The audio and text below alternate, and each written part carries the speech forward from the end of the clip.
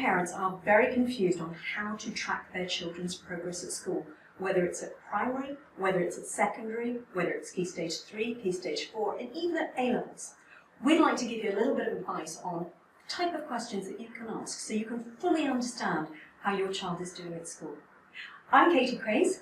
And I'm Lorraine Yarderberg. We work for JK Educate. Katie, how do we track children's progress in schools? Well, the first thing we have to understand is how our school tracking our children's progress. What unit of measurement are they using, and are we familiar with it? I meet lots of parents that say to me, I wasn't born in this country, I was never educated in the UK system, so I'm a little bit confused about it. I always say to them, well, I was, and it's changed. Even if you have been in this country all along, the way that the exams are taken, the way that the progress of a child is tested is very different to how it was when we were children. Yes. So it's different for everybody, and it's important to know what is happening. The other thing to note is it's always changing. No matter what government is in power, they do tend to change the way that the systems work in schools. Yes. Previously, it was very common to track children's progress using national curriculum levels. Now we're not doing that. I think the most common way to track children's progress is using age standardized scoring, and that's something that's used in many schools. That's very accurate insofar as it judges against the national average, where 100 is the figure that is given for average, and the average range is between 85 and 115. But of course, all schools do it in their own ways. Some will give a grade, and they'll say the child got an A, or got a B, or got a C. My problem with that is it's not very objective. In fact, it's extremely subjective, because a B in one school might mean something very different to a B in another school. Sometimes parents get results. My child got 50% in a test. Again, that's not objective enough, because if we find that 50% was the highest score out of the whole year group, that's a really good score. But if we find it was the lowest, then it has a different meaning.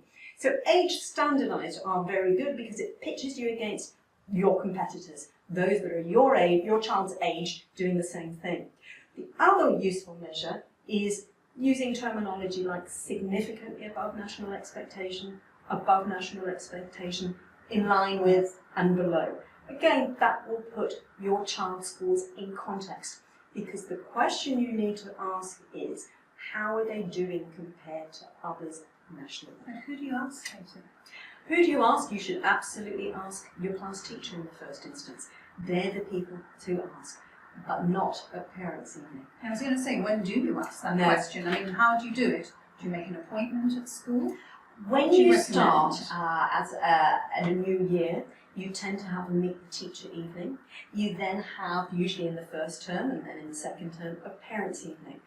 They're very nice, quick opportunities to touch base with the class teacher, but they're not good opportunities to have in-depth conversation with them. No. It's usually 5 minutes, it's very pressurised for the teachers as well as for the parents, and it's very rushed. I would always recommend that you arrange an opportunity to meet with the class teacher either before school or after school. Pre-arrange it so it's not on the spot. And if you are able to bring your partner to that meeting as well, I always think that looks better too. And can I just ask you, what questions would you ask? The question you would ask is, how are they doing? And what you don't want to hear is, they're learning fractions. You don't want to hear, they really enjoyed their trip to the History Museum. You don't want to hear about how great they were in their sharing assembly, because all of that you'll know anyway. What you need to know is whatever learning they're doing in the reading, in the writing, in the maths, or in the foundation subjects, how are they doing compared to others nationally? Because that will then allow you to understand how academic your child is. Don't compare them against others in their class. That's not really relevant. No, it's not. No. So that question is very simple. How is my child doing compared to others nationally? Now, if you don't get the answer you're looking for, you're very welcome then to speak to the head of year. You can speak to the deputy head. You can make an appointment to see the head. But Lorraine, I would like to think that you will get that information from school. Sadly, often you don't. And that's why many people come to us for advice, because they don't know how their child is doing at school. So in worst case scenarios, you can go to outside companies, educational consultants for that information. But we would always advise that you go and speak to your school in the first instance. So we've been looking at how, as a parent, you can track your child's progress at school. What are the questions to ask? What are the units of measurement that's being used in schools?